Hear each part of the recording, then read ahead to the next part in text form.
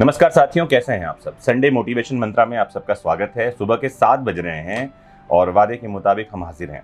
आज मैं आपको सुनाने वाला हूं एक प्यारी सी कहानी। ये कहानी हमें बताएगी कि एक सर्वश्रेष्ठ प्रशासक को कैसा होना चाहिए और एक सर्वश्रेष्ठ व्यक्ति कैसा होता है। तो पुराने समय की बात है, राजा कृष्णदेव राय के दरबार में एक व्यक्ति आया। वो व्यक्ति एक मूर्तिकार है। मूर्तिकार मतलब मूर्ति बनाने वाला। ये 3 तरह की मूर्तियां लेकर आया था और तीनों ही मूर्तियां दिखने में एक समान दिखाई पड़ रही थी।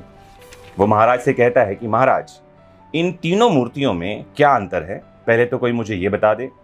और इन तीनों मूर्तियों में सर्वश्रेष्ठ मूर्ति कौन सी है? अगर कोई बता देता है तो मैं यहाँ से हाथ जोड़कर चला जाऊंगा और ये समझूंगा कि आपके दरबार में वाकई में विद्वान लोग हैं और जैसी कि आपकी प्रसिद्धि है। नहीं तो आप मुझे इनाम देकर भेजिए, जैसे कि मैं और राज्यों से इनाम लेते हुए आया हूं। जब कोई मुझे मेरे प्रश्नों का उत्तर नहीं दे पाता है तो वहां के राजा मुझे इनाम देकर विदा करते हैं। वो 3 मूर्तियां सामने रख देता है।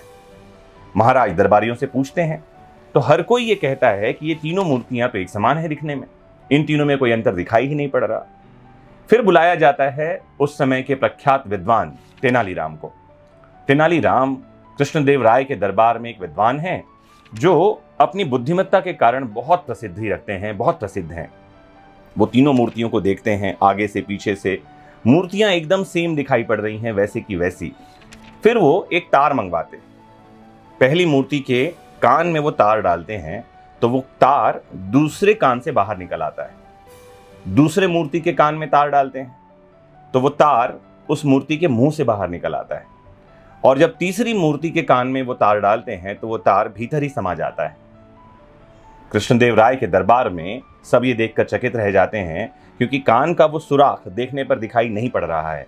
लेकिन तेनालीराम अपनी बुद्धिमत्ता से उन तीनों में अंतर निकाल लेते हैं।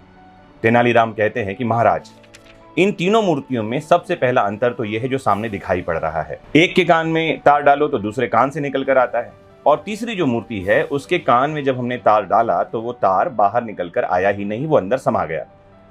अब आते हैं इन तीनों में से सर्वश्रेष्ठ मूर्ति कौन सी है और ये मूर्तियां हमें बता क्या रही हैं। वो बताते हैं कि महाराज, ये तीनों मूर्तियां एक सर्वश्रेष्ठ प्रशासक, एक सर्वश्रेष्ठ राजा या एक सर्वश्रेष्ठ व्यक्ति के गुणों को दर्शित कर रही हैं। वो एक्सप्लेन करते हैं आगे और बताते हैं कि महाराज, निकृष्ट कोटि का व्यक्ति वो होता है जिसे कोई बात बताई जाए तो वो बात हर किसी को अपने मुंह से बता देता है। कान में डाला गया तार जो मुंह से निकल रहा है, ये ऐसे व्यक्ति, राजा या प्रशासक को दर्शाता है। जब आप किसी को कोई कान में बात बताओ, यानी राज की बात बताओ, सीक्रेट कोई बात बताओ, तो वो बात हर किसी को बता बता के उसका वो प्रचार कर देता है और वो सीक्रेट, वो राज ओपन सीक्रेट बन जाता है। दूसरी जो मूर्ति है ऐसे राजा के बारे में, ऐसे प्रशासक या ऐसे व्यक्ति के बारे में बता रही है जो हर बात को इग्नोर करता है। आप उसके कान में कोई भी बात बताओ जो उसके हित की है, जो समाज के हित की है, जो प्रशासन के हित की है, वो सुनेगा और दूसरे कान से निकाल देगा।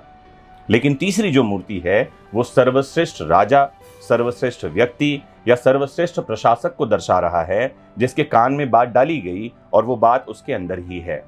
तार का बाहर नहीं निकलना ये बताता है कि सर्वश्रेष्ठ व्यक्ति सुझावों को सुनता है, उनको गुनता है और अमल में लेकर आता है।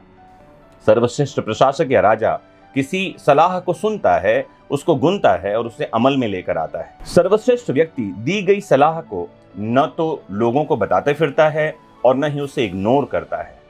मुझे लगता है कि ये प्यारी सी कहानी हमें ये समझाने के लिए पर्याप्त है कि हमें कैसा व्यक्ति बनना चाहिए।